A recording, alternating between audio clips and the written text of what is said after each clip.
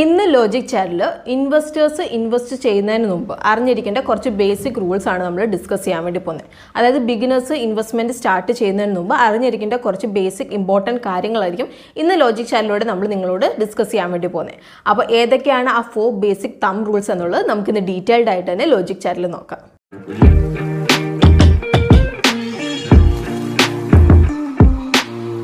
First discuss ചെയ്യാൻ പോകുന്നത് 50:30:20 budgeting റൂളാണ്. അപ്പോൾ 50:30:20 റൂൾ എന്ന് പറഞ്ഞിട്ടുണ്ടെങ്കിൽ നിങ്ങളുടെ സാലറിയുടെ 50% നിങ്ങളുടെ നെസസറിക്ക് വേണ്ടിയിട്ട് നിങ്ങൾ യൂസ് ചെയ്യുക. അപ്പോൾ നെസസറി എന്ന് പറയുമ്പോൾ നിങ്ങൾക്ക് ഇലക്ട്രിസിറ്റി, നിങ്ങളുടെ റെൻറ്റ്, ക്ലോത്ത് അങ്ങനെയുള്ള നെസസറിക്ക് വേണ്ടി നിങ്ങളുടെ സാലറിയുടെ 50% നിങ്ങൾ യൂസ് ചെയ്യുക. നിങ്ങളുടെ സാലറിയുടെ 30% നിങ്ങളുടെ വാണ്ട്സിന് വേണ്ടിയിട്ട് നിങ്ങൾ യൂസ് ചെയ്യുക. അതുപോലെ തന്നെ നിങ്ങളുടെ സാലറിയുടെ 20% നിങ്ങൾ സേവ് ചെയ്യാൻ വേണ്ടിയിട്ട് നിങ്ങൾ യൂസ് ചെയ്യുക. അപ്പോൾ നിങ്ങൾക്ക് നിങ്ങളുടെ സാലറി ക്രെഡിറ്റ് ആകുമ്പോൾ, അതായത് നിങ്ങളുടെ സാലറി അക്കൗണ്ടിലേക്ക് ക്രെഡിറ്റ് ആവുന്ന ആ ഒരു സ്പോട്ടിൽ തന്നെ നിങ്ങളുടെ സാലറി അക്കൗണ്ടിൽ നിന്ന് നിങ്ങളുടെ സാലറിയുടെ 20% നിങ്ങൾ വേറൊരു സേവിങ്സ് അക്കൗണ്ടിലേക്ക് നിങ്ങൾ ട്രാൻസ്ഫർ ചെയ്യുക.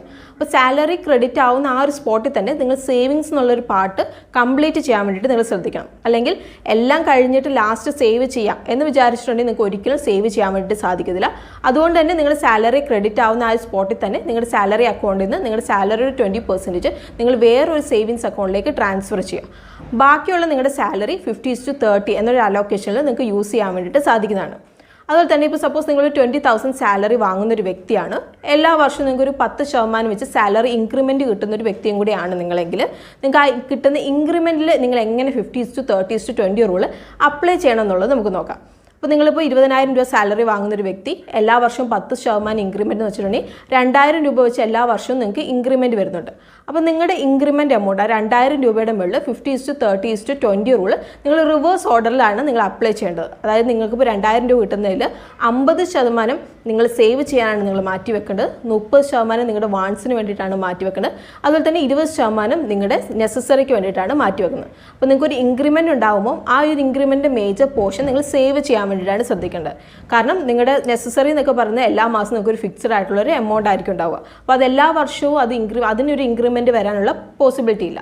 അപ്പോൾ നിങ്ങൾക്ക് ഒരു ഇൻക്രിമെൻറ്റ് വരുമ്പോൾ ആ ഒരു ഇൻക്രിമെൻറ്റ് മേജർ പോർഷൻ നിങ്ങൾ സേവ് ചെയ്യാൻ വേണ്ടിയിട്ട് നിങ്ങൾ യൂസ് ചെയ്യണം.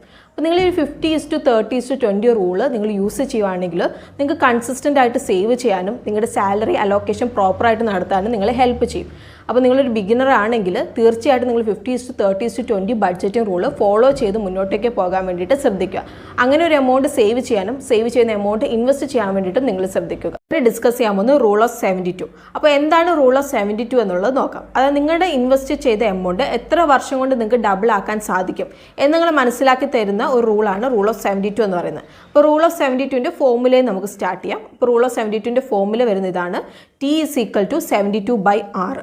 അപ്പോൾ ഇവിടെ ടി എന്ന് പറഞ്ഞിട്ടുണ്ടെങ്കിൽ എത്ര വർഷം കൊണ്ടാണ് നമ്മുടെ എമൗണ്ട് നമുക്ക് ഡബിൾ ആക്കാൻ വേണ്ടി സാധിക്കുന്നത്, ആ ഒരു പീരീഡിനെയാണ് ടി കൊണ്ട് ഉദ്ദേശിക്കുന്നത്.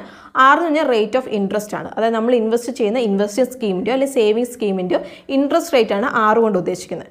അതായത് ഇപ്പം നിങ്ങളൊരു 12% ഇൻട്രസ്റ്റ് കിട്ടുന്ന ഒരു സേവിങ് ഇൻസ്ട്രുമെൻറ്റിലേക്കോ അല്ലെങ്കിൽ ഇൻവെസ്റ്റിംഗ് ഇൻസ്ട്രുമെൻറ്റിലേക്കോ നിങ്ങൾ ഇൻവെസ്റ്റ് ചെയ്യുകയാണെങ്കിൽ എത്ര വർഷം കൊണ്ട് നിങ്ങളുടെ എമൗണ്ട് ഡബിൾ ആക്കാം എന്ന് നിങ്ങൾക്ക് വേണമെങ്കിൽ ഈ ഫോർമുല നിങ്ങൾക്ക് അപ്ലൈ ചെയ്യുകയാണെങ്കിൽ മനസ്സിലാക്കാൻ വേണ്ടി സാധിക്കും.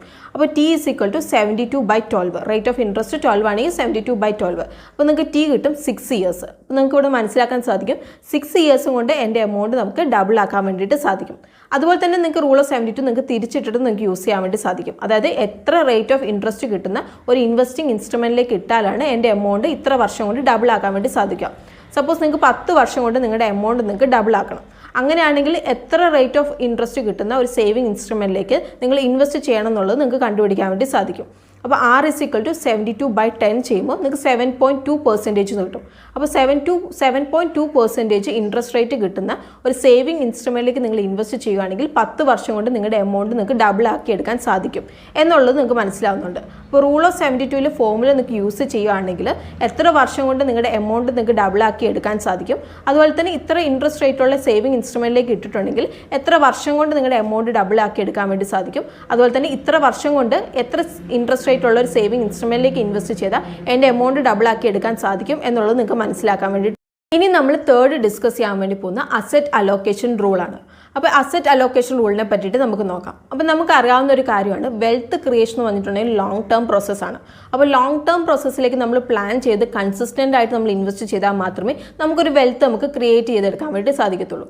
അതുപോലെ തന്നെ നമുക്ക് ഒരുപാട് അസറ്റ് ക്ലാസ്സുകൾ നമുക്ക് അവൈലബിൾ ആണ്. നമുക്ക് സ്റ്റോക്സ് അവൈലബിൾ ആണ്, നമുക്ക് മ്യൂച്വൽ ഫണ്ട്സ് അവൈലബിൾ ആണ്, നമുക്ക് റിയൽ എസ്റ്റേറ്റ് അവൈലബിൾ ആണ്, ഗോൾഡ് അവൈലബിൾ ആണ്, അതുപോലെ തന്നെ നമുക്ക് ബോൺഡ്സ്, അതുപോലെ തന്നെ ഫിക്സഡ് ഇൻകം ബിയറിംഗ് ഇൻസ്ട്രുമെൻറ്റ്സ് ഒക്കെ നമുക്ക് അവൈലബിൾ ആണ്. അപ്പോൾ ഈ ഒരു അസറ്റ് ക്ലാസ്സുകളിലേക്ക് എങ്ങനെ അല്ലെങ്കിൽ എത്ര പെർസെൻറ്റേജിൽ നമ്മൾ അലോക്കേഷൻ നടത്തണം എന്നുള്ളത് നമുക്ക് അറിയാൻ വേണ്ടിയിട്ട് നമ്മൾ ആഗ്രഹിക്കുന്നുണ്ടാവും. അപ്പോൾ നമ്മൾ എപ്പോഴും നമ്മുടെ റിസ്ക്കും നമ്മുടെ റിട്ടേൺസും ബാലൻസ് ചെയ്തിട്ടായിരിക്കണം നമ്മൾ അസറ്റ് ക്ലാസ്സുകൾ ചൂസ് ചെയ്ത് നമ്മൾ ഇൻവെസ്റ്റ് ചെയ്യാൻ വേണ്ടിയിട്ട്. അതായത് നിങ്ങളിപ്പോൾ ഹൈ റിസ്ക് എടുത്ത് ഇൻവെസ്റ്റ് ചെയ്യാൻ താല്പര്യപ്പെടുന്ന ഒരു ഇൻവെസ്റ്റർ ആണെങ്കിൽ നിങ്ങളുടെ മേജർ അലോക്കേഷൻ നിങ്ങൾക്ക് ഇക്വിറ്റീസിലേക്ക് നടത്താം. അതായത് സ്റ്റോക്ക് മാർക്കറ്റിലേക്കൊക്കെ നിങ്ങൾക്ക് ഇൻവെസ്റ്റ് ചെയ്യാൻ സാധിക്കുന്നതാണ്. ഇനി നിങ്ങൾക്ക് അധികം റിസ്ക് എടുത്ത് ഇൻവെസ്റ്റ് ചെയ്യാൻ സാധിക്കുന്ന ഒരു ഇൻവെസ്റ്റർ അല്ലെങ്കിൽ നിങ്ങളുടെ മേജർ അലോക്കേഷൻ നിങ്ങൾക്ക് സേഫ് ആയിട്ട് നിങ്ങൾക്ക് ഇൻവെസ്റ്റ് ചെയ്യാം. അതായത് ബോൺഡ്സിലേക്കും അതുപോലെ തന്നെ ഗവൺമെൻറ് സ്കീംസിലേക്കൊക്കെ നിങ്ങൾക്ക് ഇൻവെസ്റ്റ് ചെയ്യാൻ വേണ്ടി സാധിക്കുന്നതാണ്. അതുപോലെ തന്നെ നിങ്ങളിപ്പോൾ ലോങ് ടേം ഗോളുള്ള ഒരു വ്യക്തിയാണെങ്കിൽ നിങ്ങളുടെ ഇൻവെസ്റ്റ്മെൻറ്റ് നിങ്ങൾക്ക് ഇക്വിറ്റി ഇൻവെസ്റ്റ്മെൻറ്റ്സിലേക്ക് നിങ്ങൾക്ക് സ്റ്റാർട്ട് ചെയ്യാൻ വേണ്ടി സാധിക്കുന്നതാണ്. ഇനി നിങ്ങൾ ഷോർട്ട് ടേം ഗോളുള്ള ഒരു വ്യക്തിയാണെങ്കിൽ നിങ്ങൾക്ക് സേഫ് ആയിട്ട് നിങ്ങൾക്ക് ബോൺഡ്സിലേക്കൊക്കെ നിങ്ങൾക്ക് ഇൻവെസ്റ്റ് ചെയ്യാൻ വേണ്ടി സാധിക്കുന്നതാണ്. അപ്പോൾ എപ്പോഴും നമ്മുടെ റിസ്ക്കും റിട്ടേണും ബാലൻസ് ചെയ്തിട്ടായിരിക്കണം നമ്മൾ ഇൻവെസ്റ്റ്മെൻറ്റ് സ്ട്രാറ്റജീസും അതുപോലെ തന്നെ അസറ്റ് ക്ലാസ്സുകളൊക്കെ നമ്മൾ ചൂസ് ചെയ്യാൻ വേണ്ടിയിട്ട്. അല്ലാതെ ആരെങ്കിലും ഏതെങ്കിലും ഒരു ഇൻവെസ്റ്റ്മെൻറ്റ് സ്കീം ചൂസ് ചെയ്തുകൊണ്ട് ഞാനും അത് ചൂസ് ചെയ്ത് ഇൻവെസ്റ്റ് ചെയ്യാം എന്നൊരു സ്ട്രാറ്റജി നിങ്ങൾ ഒരിക്കലും നിങ്ങൾ ഫോളോ ചെയ്യാൻ വേണ്ടി പാടില്ല. അപ്പം അസറ്റ് അലോക്കേഷൻ റൂൾ, അതായത് നമ്മൾ പറയാൻ പോകുന്ന ഏജ് ബേസ് ചെയ്തിട്ടുള്ള ഒരു അസറ്റ് അലോക്കേഷൻ റൂളാണ്. അതായത് 100 മൈനസ് യുവർ ഏജ് റൂളാണ് നമ്മൾ ഇന്നിവിടെ ഇൻട്രൊഡ്യൂസ് ചെയ്യാൻ വേണ്ടി പോകുന്നത്.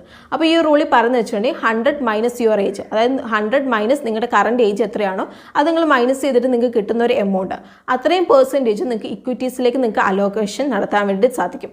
ബാക്കിയുള്ളത് നിങ്ങൾക്ക് സേഫ് ആയിട്ട് നിങ്ങൾക്ക് ബോൺഡ്സിലേക്കോ അല്ലെങ്കിൽ ഗവൺമെൻറ് സ്കീംസിലേക്കൊക്കെ നിങ്ങൾക്ക് ഇൻവെസ്റ്റ് ചെയ്യാൻ വേണ്ടി സാധിക്കുന്നതാണ്. ഇപ്പോൾ ഒരു എക്സാമ്പിൾ പറയുകയാണെങ്കിൽ ഇപ്പോൾ നിങ്ങൾ 30 വയസ്സുള്ള ഒരു വ്യക്തിയാണെങ്കിൽ 100 മൈനസ് 30, അപ്പോൾ നിങ്ങൾക്ക് 70 ആണ് കിട്ടുന്നത്. അപ്പോൾ 70% അലോക്കേഷൻ നിങ്ങൾക്ക് ഇക്വിറ്റീസിലേക്ക് നിങ്ങൾക്ക് നടത്താൻ വേണ്ടി സാധിക്കും. അതുപോലെ തന്നെ 30% നിങ്ങൾക്ക് സേഫ് ആയിട്ട് നിങ്ങൾക്ക് ഇൻവെസ്റ്റ് ചെയ്യാൻ വേണ്ടി സാധിക്കും.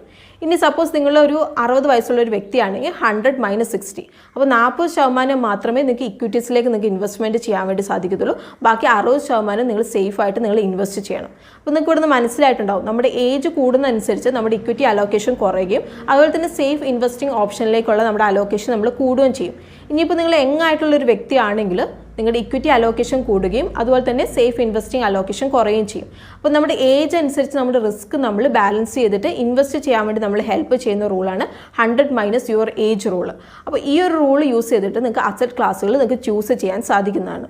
ഇനി നമ്മൾ ഫോർത്ത് എമർജൻസി ഫണ്ട് റൂളിനെ പറ്റിയിട്ടാണ് ഡിസ്കസ് ചെയ്യാൻ വേണ്ടി പോകുന്നത്.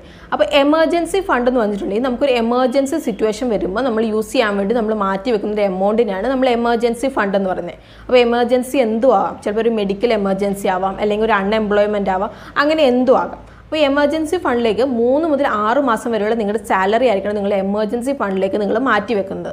അതായത് പെട്ടെന്ന് ഒരു മെഡിക്കൽ എമർജൻസി വരുവാണെങ്കിൽ നിങ്ങൾക്ക് യൂസ് ചെയ്യാൻ വേണ്ടി സാധിക്കും. അതുപോലെ തന്നെ പെട്ടെന്ന് നിങ്ങൾക്ക് ഒരു അൺഎംപ്ലോയ്മെൻറ്റ് വരുവാണെങ്കിൽ ഒരു 3 മുതൽ 6 മാസത്തിനുള്ളിൽ അടുത്തൊരു ജോലി കിട്ടുന്നവരെ നിങ്ങൾക്ക് പിടിച്ചു നിൽക്കാൻ വേണ്ടിയിട്ട് നിങ്ങളെ ഹെൽപ്പ് ചെയ്യും ഈ ഒരു എമൗണ്ട്. അപ്പോൾ എമർജൻസി ഫണ്ട് ക്രിയേറ്റ് ചെയ്യുക എന്നുള്ളത് ഓരോരുത്തരുടെ ലൈഫിൽ അത് ഇമ്പോർട്ടൻ്റ് ആയിട്ടുള്ളൊരു കാര്യം തന്നെയാണ്. പക്ഷേ പലരും അത് സ്കിപ്പ് ചെയ്യുന്ന ഒരു പാർട്ടും കൂടിയാണ്.